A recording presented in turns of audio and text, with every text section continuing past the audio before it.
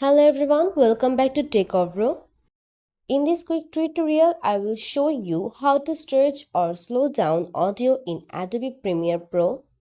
At first, open your audio clip. Now hold down the Ctrl key on Windows. Move your cursor to the end of audio clip. You will see little red arrow with waveform icon. Now just click and drag the end of clip to the right to stretch it. This will slow down your audio. Or drag it to left to shorten it, which speeds it up. Premiere automatically adjusts the pitch to clip sounding natural, but if it sounds weird, you can fix that too. Right click on your audio clip and choose speed duration. Also, you can manually type with new speed percentage. Make sure maintain audio pitch is checked. That keeps the voice or music from sounding too high or low when you change the speed.